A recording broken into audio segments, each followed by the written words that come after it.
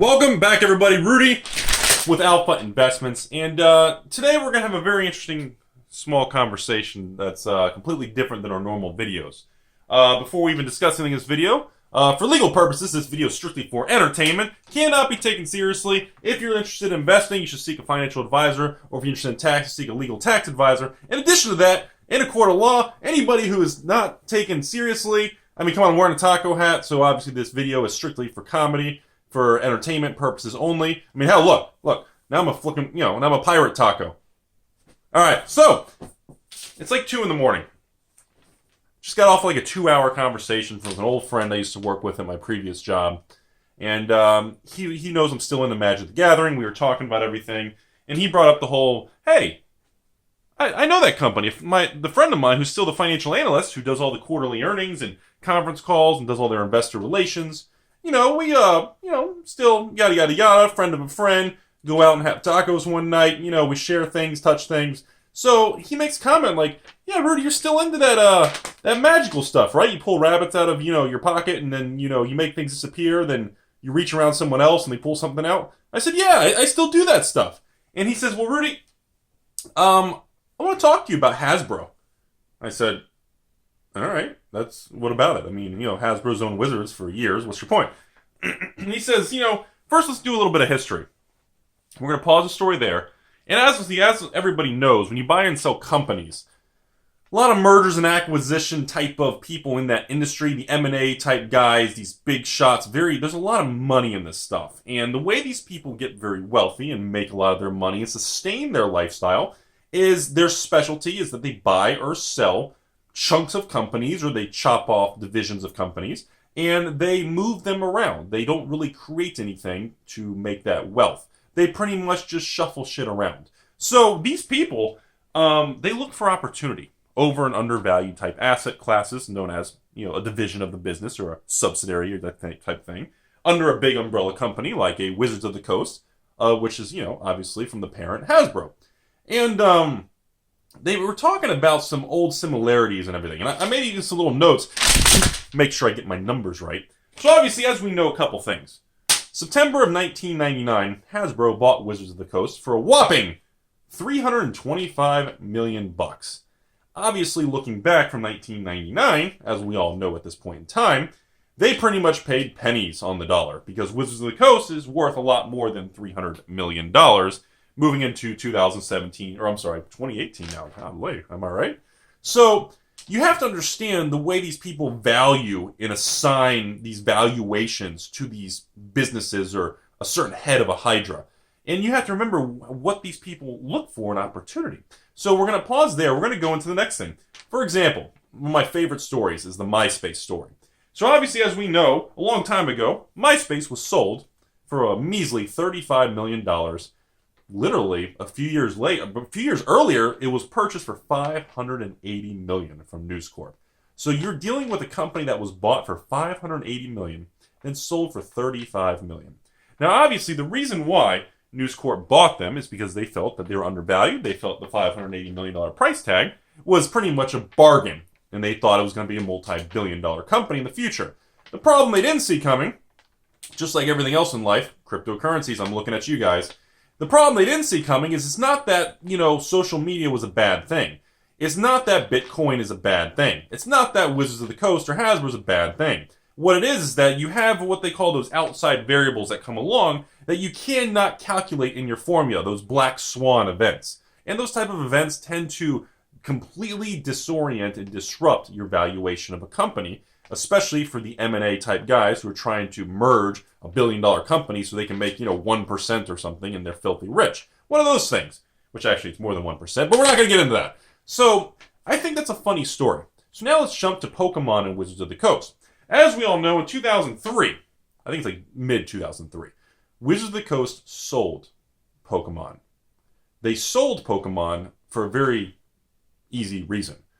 Because let's look back at the history. Pokemon exploded in the 99-001 range. By 02-03, Pokemon started to cool off.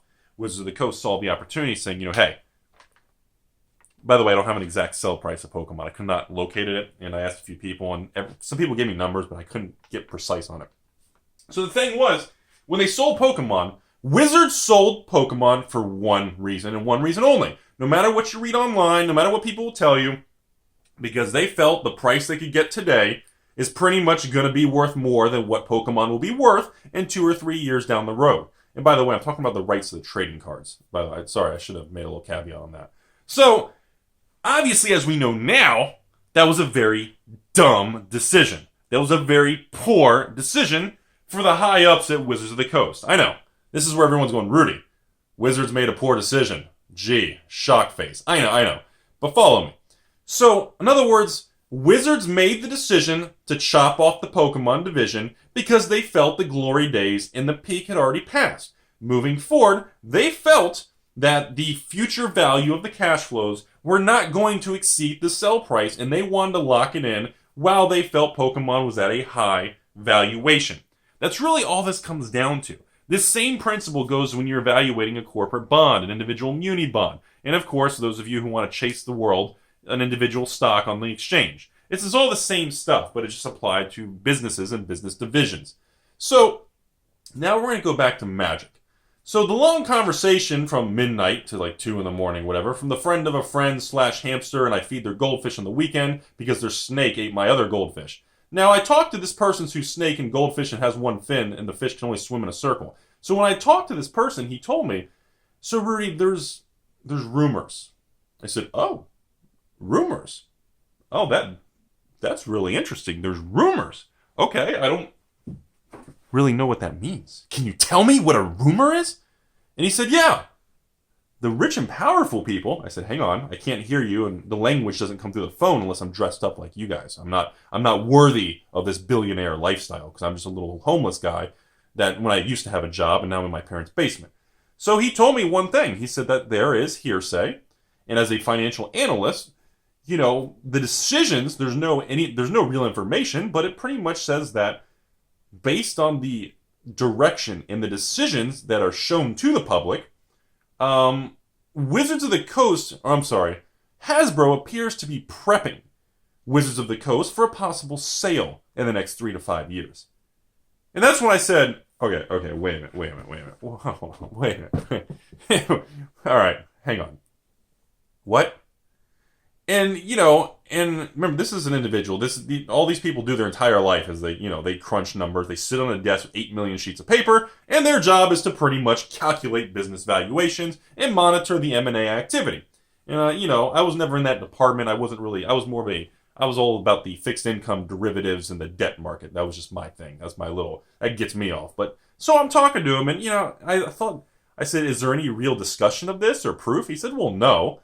But he said, based on the business decisions of the analysts who follow it, the key to everything is what you do is you ramp up and you brag. And of course, for 2016, you like to brag that, you know, you manufactured 117 million booster packs.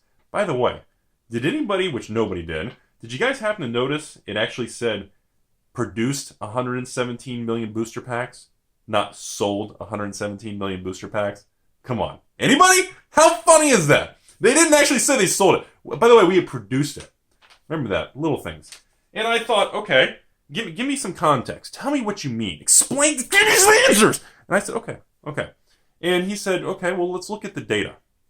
And the data suggests that we had substantial growth for 3 to 5 years. Parabolic growth, that unsustainable really big spike. And I said, all right, yeah, that's obvious. Everybody knows. And then what happened is now we have a leveling. So we've kind of reached our peak valuation. We've reached our kind of maximum potential, our biggest impact, giggity. And it's one of those things where it's like, okay, moving forward, I think the one thing everyone can agree on is Wizards is probably never going to outdo some of the glory days and everything we've been through. And I said, okay, well, yeah, I guess I can agree with that. I mean, you know, I kind of do have a hard time believing they will ever really top some of these old things that actually happened. I said, okay, I can't really disagree with that. That does make sense.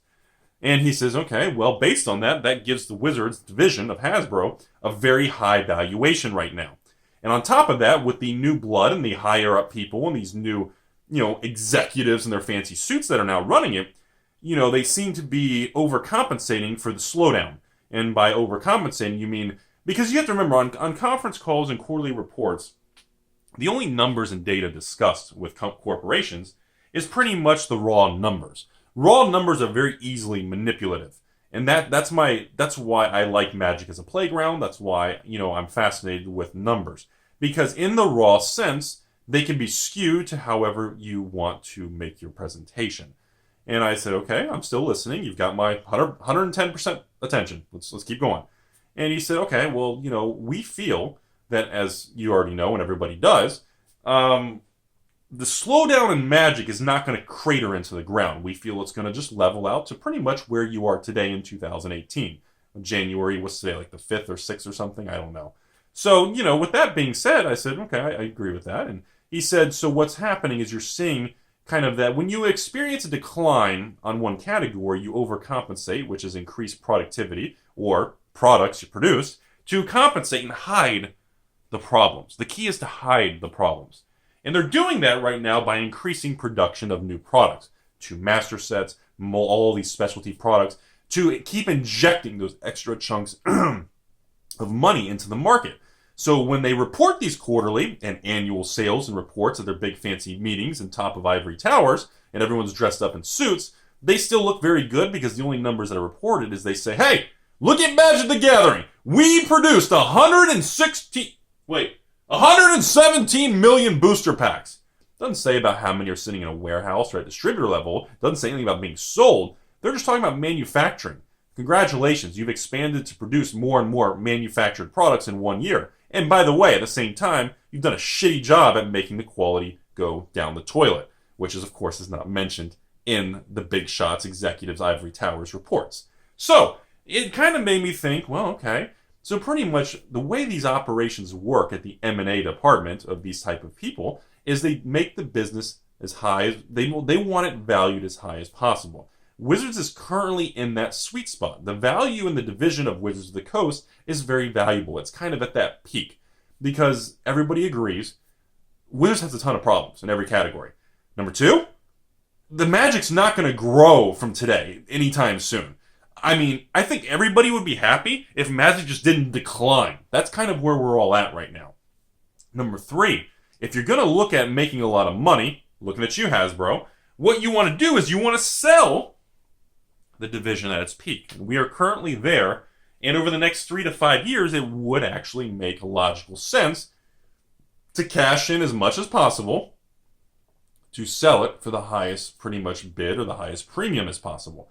And I don't know if this is real or anything. I don't really know. Again, I'm a comedy and entertainment channel, but at the same time, it made a lot of sense. And, for a 3 to 5 year time frame, that would put, 2022 or something?